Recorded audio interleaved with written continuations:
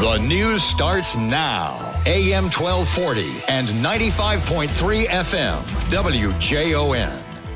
Good morning. I'm Paul Hapster at WJON. News time is just about 7:33.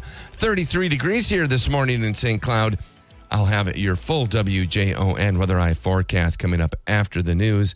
News is brought to you this morning by SB Restoration and Scotty's Exteriors and Leaf Home. The state of Minnesota is getting some federal money to make safety improvements along two important traffic corridors. The governor's office says the $16 million comes from a new U.S. Department of Transportation program that stems from the Infrastructure Investment and Jobs Act passed last year. MnDOT will use $13.7 million to install snow fences along Interstate 94 between Alexandria and Moorhead. The fences stop much of the snow from blowing onto the roadway, improving safety and reducing wintertime maintenance. The rest of the money will be used to address two critical slope features along Highway 11 by the Rainy River in northern Minnesota. A new Minnesota law would require that if someone's property is seized and sold for non-payment of taxes, the government can only keep what's needed to satisfy unpaid taxes, and the rest must go back to the owner. That's under a bill moving forward in the legislature. It comes after the U.S. Supreme Court ruled against Hennepin County, which seized the condo of now 95-year-old Geraldine Tyler for unpaid taxes. $40,000 sale price covered $15,000 in back taxes. The rest, according to a practice dating back to the 1930s, was divided between the county, city, and school district. But the High Court said that violates the U.S. Constitution's requirement that government give owners just compensation for seized property. Streams in Minnesota will be busy this weekend for the trout season opener. The DNR's Benji Cohn says rainbow trout is probably the most common species caught by anglers. One of the coolest trout I like to catch is brook, because we've done a lot of research and work on Minnesota heritage brook trout. And brook trout's the only native stream species we have in the state of Minnesota. So they're really cool, beautiful little fish. Cohn says the DNR website has a stream finder which has information about trout streams, species, and regulations in Minnesota. Tomorrow, 5 former students and coaches and 1 team will be inducted into the Apollo High School Hall of Fame.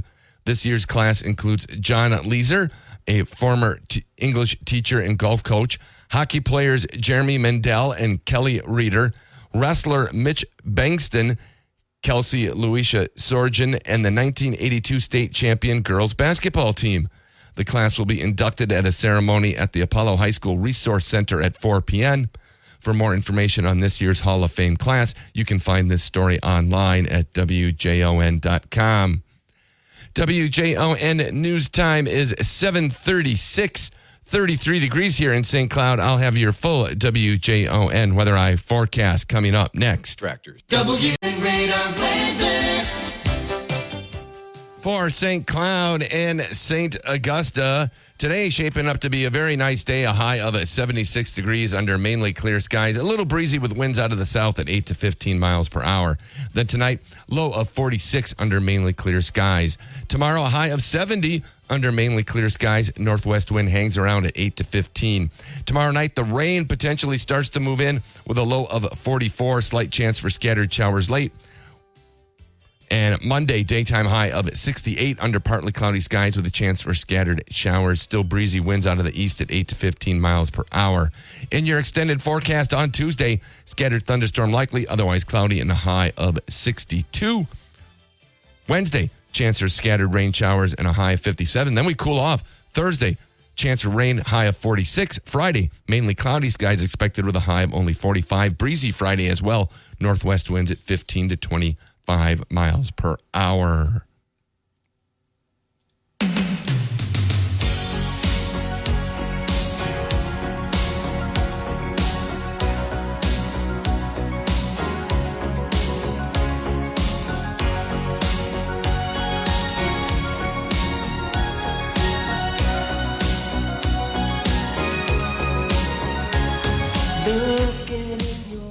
It's Starships, Nothing Gonna Stop Us Now. Number one song this week in the country back in 1987. Like to throw those in for you in the morning when I can get the music history in as I can. Right now we have artistic director Peter Brocious from the Children's Theater Company. He's been joining us here in the 7 o'clock hour talking about their play A Year with Frog and Toad. Peter, again, thanks for joining us. It's a pleasure. Thank you for having me. And if you have any questions for Peter, you can call on the studio line at 320-252-5852. 320-252-5852 is that number. Next thing I wanted to talk to Peter about briefly is Peter J. I know I'm gonna get his last name wrong. Is it Jay Getty? Getty. Yeah. St. Cloud State graduate, so he's got a tie to here in St. Cloud, and he was in the play back 21 years ago, and now he left, went to Broadway, did some TV shows, and now he's coming back to do A Year with Frog and Toad with the Children's Theater again. What is that like to have Jay back after all this time with you and reprising the role that he helped kind of essentially establish and create? Exactly. Well, Jay was just extraordinary in the original production and extraordinary when it went to Broadway. He's a fantastic actor, with great comic chops, great heart and incredible spirit. And so, we're so lucky that he's, a Minnesota guy and came back to be, here in Minnesota and was able to arrange his life to do this show. And it's just so fun because he has such good instincts, and, he'll ask questions. What if I did this here? Or what if I tried this? Or, I remember when we did it before, we did this. What do you think about that? So let's try it. And so, we're busy.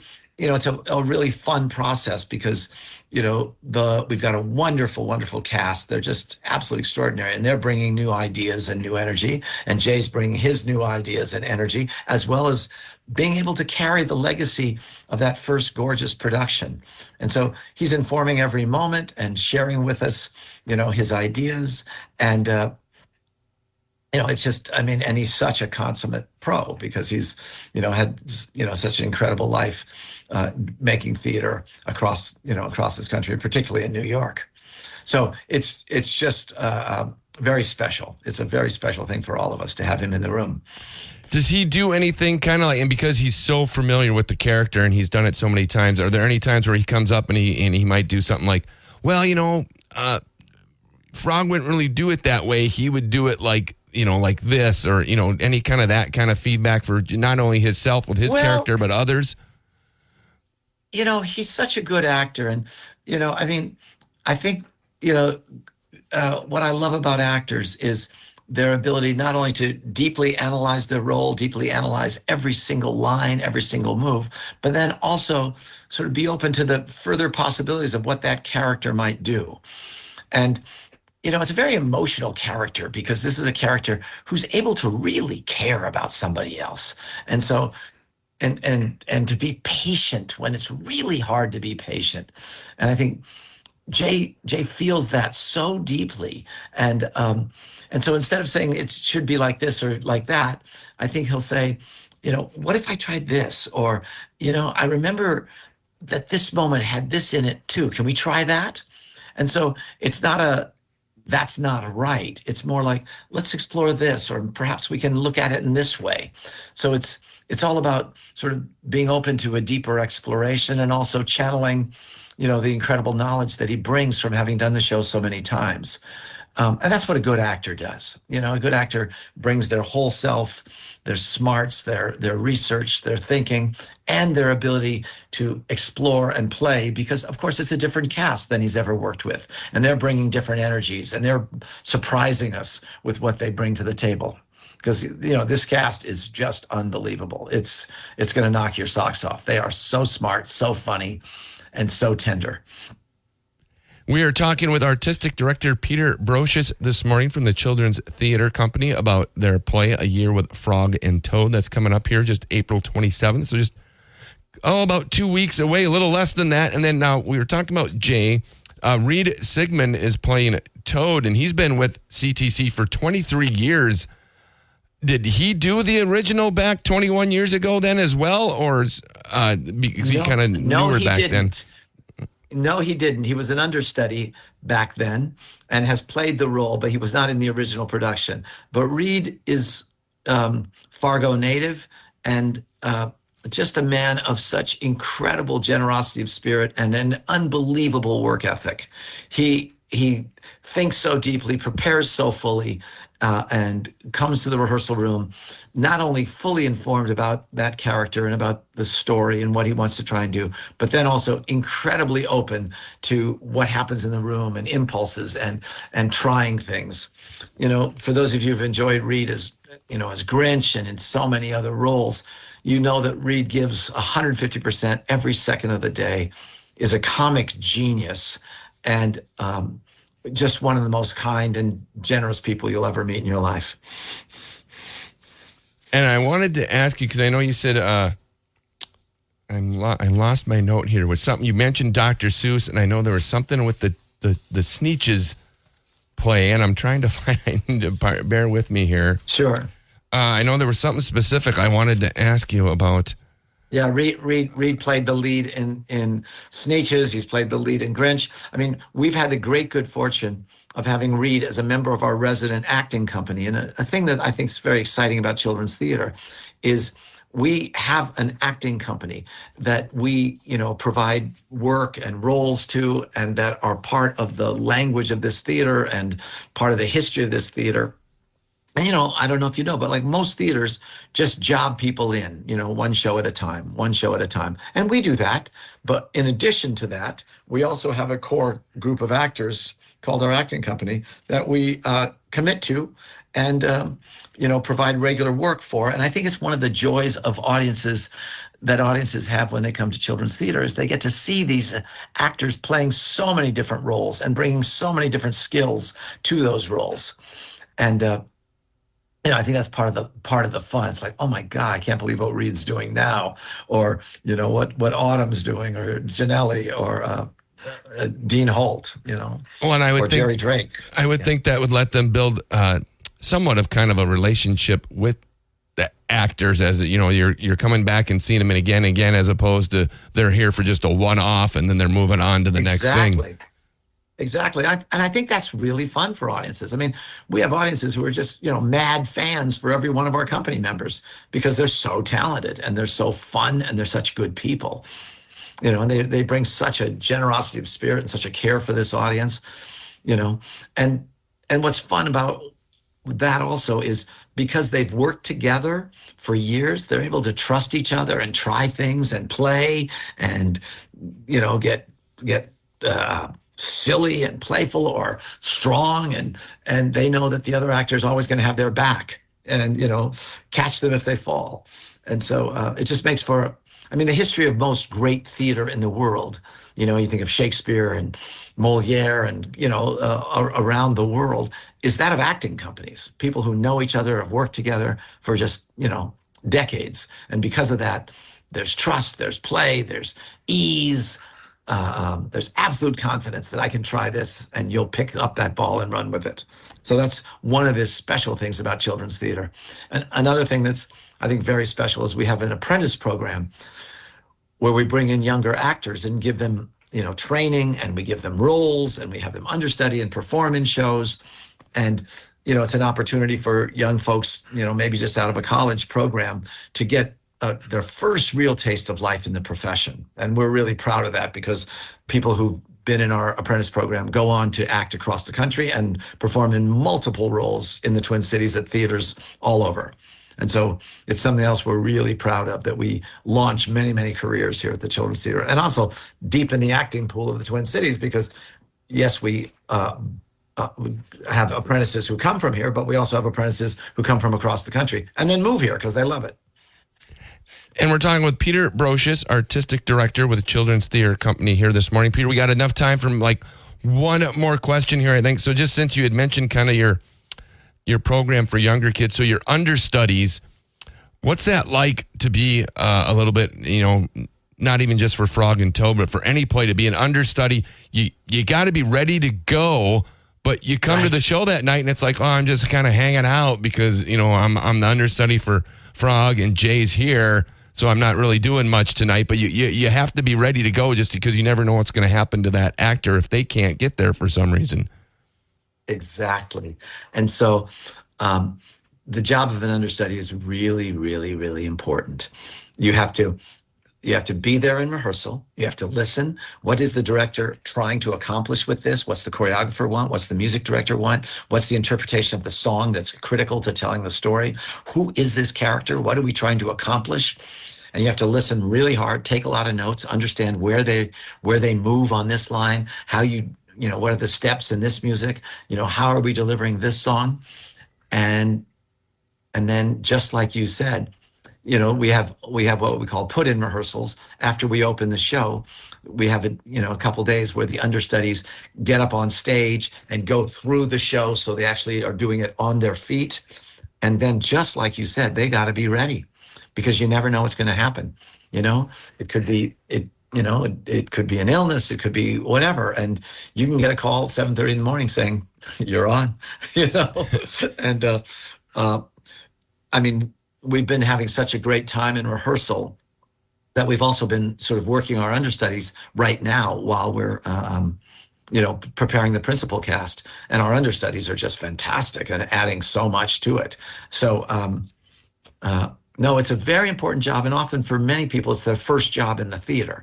And so, if you're ready and you go on and you kill it, you hit a home run, people notice, and it can lead to other work for you because people know you're responsible, you're talented, you know how to listen, and you know how to deliver.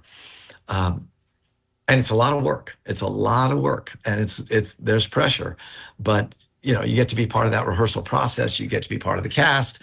And yeah, there can be moments where you don't go on for a while, and there can be moments where you go on every single day. So a real good kind of learning experience for people just starting out. It's a great learning experience, and I would say many, many, many, many professional actors got their starts as understudies. Yep.